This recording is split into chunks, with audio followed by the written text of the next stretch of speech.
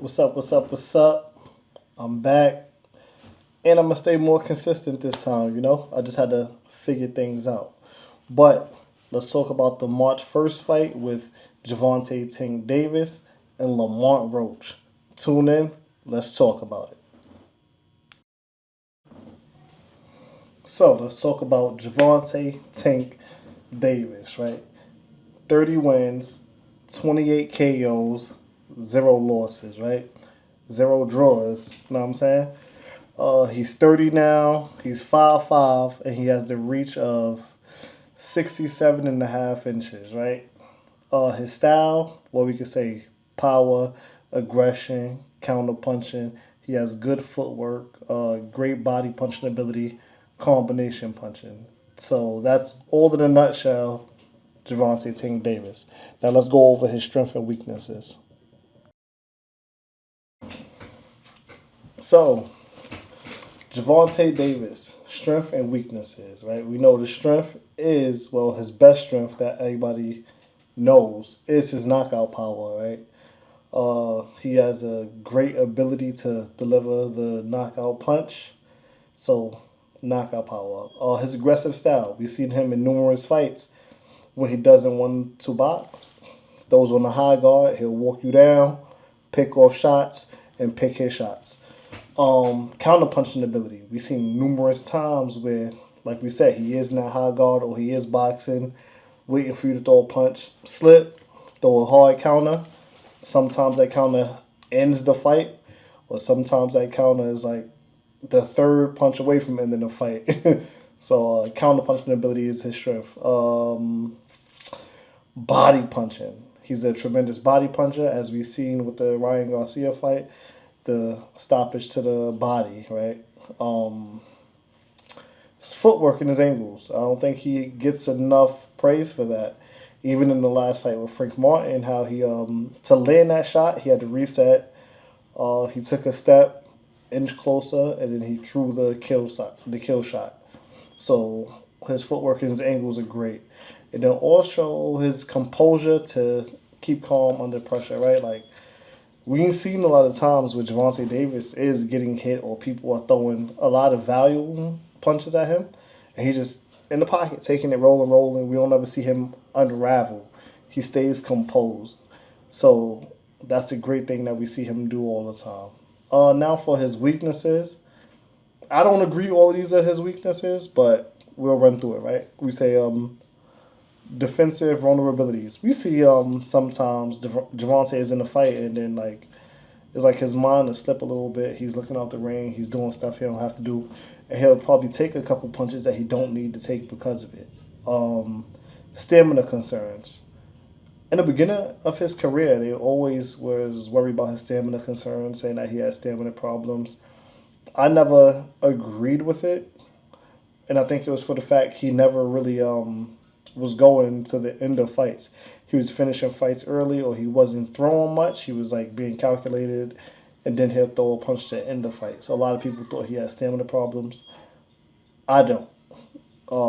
Yeah, we've seen him go 12 with Isaac Pitbull Cruz, and he looked perfectly fine.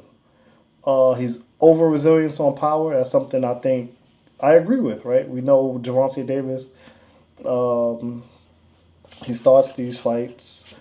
And a lot of the time, he is trailing. We don't see him putting on the clinic, really winning every round from the beginning or winning the majority of the rounds. A lot of times, we see him getting outboxed, and then he'll land a kill shot.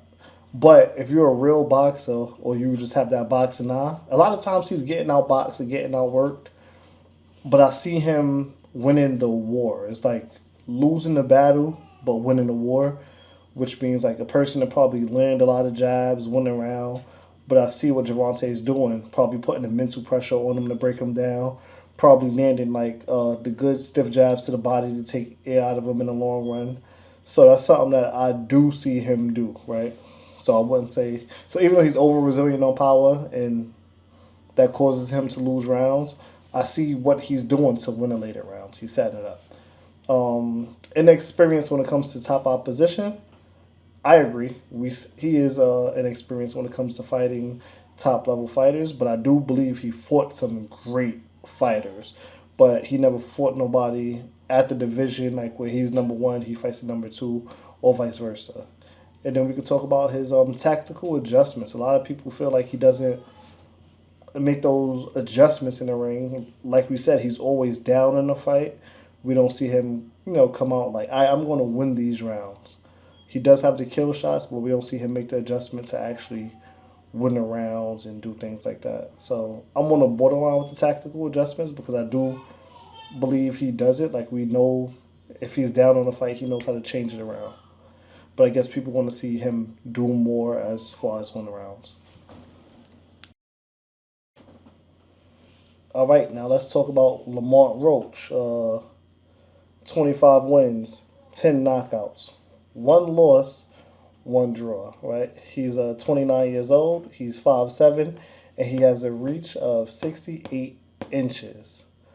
He's a good technical fighter. He has good defense, good footwork, and he's a good combination puncher. Now let's get into his strength and his weaknesses. Lamont Roach, right? His strength and his weaknesses. Strengths. He's a good technical fighter. I agree with that wholeheartedly. He comes out, he does everything he has to do. He really sticks to the basics and knows the basics well. Defensive skills. He's good defensively. I won't say he's great, but he's good. He's decent. Defensively, he's aware. Combination punching. He's a very busy fighter. And I guess because he's at the lighter weights, he does throw a lot of combinations. And is also, he throws a lot of combinations. I don't want to say what I want to say next. I'm going to hold that down. He has decent ring IQ. His ring IQ is good. He knows how to control himself. He knows where he's at all times in that ring. Ring IQ is good. He has great conditioning. Like I said, he throws a lot of punches. He's a workhorse. He has a high work rate. So his conditioning is very well. And he has a good body attack, right? He never shies away from the body. If he wants to throw to the body, he's going to throw combinations to the body. Ha, ha, ha. A lot of body shots. So I commend him on that. Now let's talk about the weaknesses, right? The biggest weakness here is his lack of power.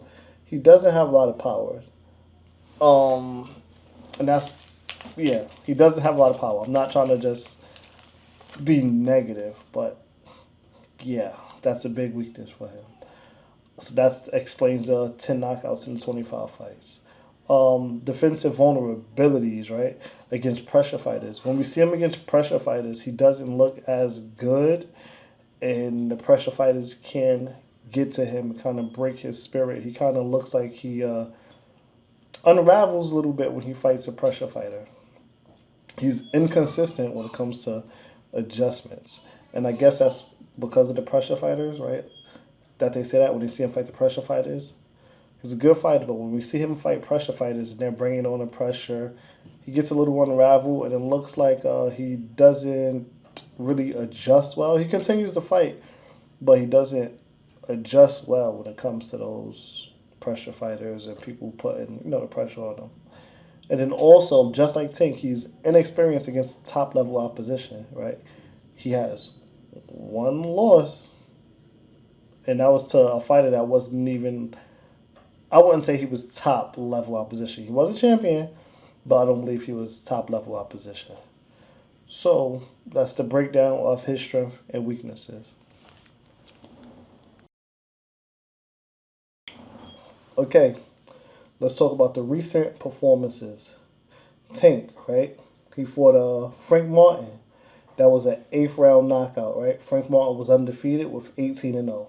Great fight. Then he fought Ryan Garcia before that. Ryan Garcia, that was a 7th round knockout. He was undefeated also, 23-0. And Hector Luis Garcia, that was a 9th round TKO, and he was also undefeated at the time. So Tank is on a win streak against these undefeated fighters. And he's not fighting bums. He's actually fighting good fighters. So that's a good thing. Now moving on to Lamont Roach. He fought McCroy. That was an 8th round TKO, right? He was undefeated, 16-0. That was a good win. Then he fought Hector Luis Garcia too. and that was a split decision for him. He won, and Hector Luis Garcia was 16-1. The only loss he had was to Tank Davis. So they both have Hector Luis Garcia under their belt, and they both beat him, right? And then he fought Angel Garcia. That was a 12th round unanimous decision, right? So another good fight, and he was only once beaten with a record of 20-1. So both of these men, are coming off good fights and has been fighting good fighters. But Tank, every fight that he has been fighting for his last 3 fights was undefeated, and Lamont Roach has one undefeated fighter in his last 3 fights. So,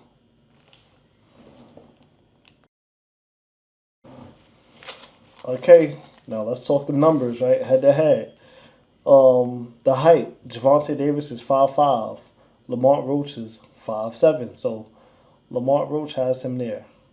Then we talk about the reach. Gervonta Davis, 67.5 inches to Lamont Roach's 68 inches. Lamont Roach has the advantage there. Now, when we get to the KO ratio, Tank is at 93% to Lamont Roach's 40%. Lamont Roach has the advantage right there when it comes to knockout power. And then the average punches per round. Gervonta Davis throws about 34 punches around to Lamont Roach's 40 punches around. So Lamont Roach is the busier fighter between the two, is the taller fighter, and has the reach, but Tank has the higher KO percentage. I'm not saying how the fight gonna go because of this, but Lamont Roach has the advantages. Let's talk about prediction factors, right? Like intangibles, stuff that we can't see, right? The mental toughness. I think both fighters are mentally tough. They're from the same area. They know each other. They have what it takes or have what it took to become world champions, like both of them. So mental toughness, I'm not going to question anyone about it. They're both mentally tough. Preparation. So when it comes to preparation, Lamont Roach is quiet. This fight seems to just be working. Tank seems a little distracted. He's saying, "Oh, I don't want to fight. I'm going to retire."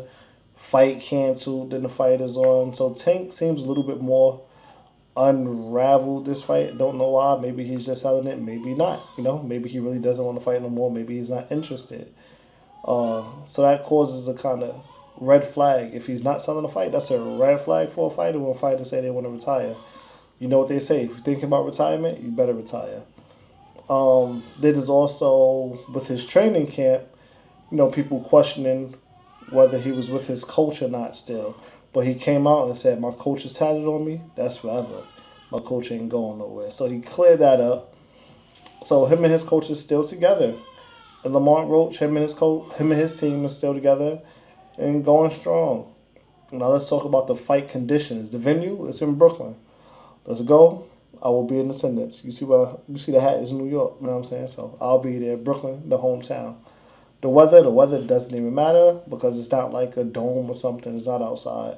It's going to be in the Barclays Arena. Potential distractions, like I said, is Tank saying that he's not going to fight. The fight is canceled. Then the fight is on. Then he's going to retire. So it seems like he's a little distracted while Lamont Roach is just really focused on the fight. He said he ain't getting no messages saying the fight was off, so he's going to continue to work. So I don't know. Like, he's definitely been consistent in the gym. But Tank has been dropping some videos, throwing punches, working the mitts, looking great. So we're going to see what's up. Is a person that looks distracted versus a person that's focused. And the person that's focused has the physical advantage. So we're going to see how that plays out. Okay, here's my prediction, right?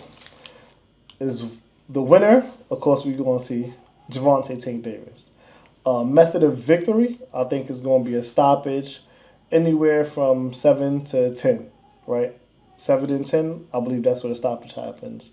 I think Tank Davis is just going to be too strong for him. Of course, the physical size, no, but just the punching power, the skills, the sharpness. I think he's going to win this fight by knockout. You know what I'm saying? Like I said, Lamont Roach just doesn't like the pressure. And I think Gervonta Davis is going to bring a different kind of pressure. You have some people saying they think it's going to be a good fight. They don't think it's going to go how it's going to go. They think it's going to last the whole 12. I don't see it being that. I think Lamont Roach is a good fighter, but this one is just too big for his bridges. The limelight is going to hit him, and he's going to unravel in there. So let me know what you guys think. Share your own prediction, or insight on this fight. Let me know your thoughts in the comments below, right? And what do you want to see me talk about next? Any fight, what you want to see me talk about next, and we're going to make that video, all right? Stay tuned for the next video. And remember to keep it respectful. The name of the channel is Respect the Fighter. So we're going to keep it respectful in the chats and in the comments. Let's talk. Thank you for your support. If you enjoyed this video, please give it a thumbs up and don't forget to subscribe for more content.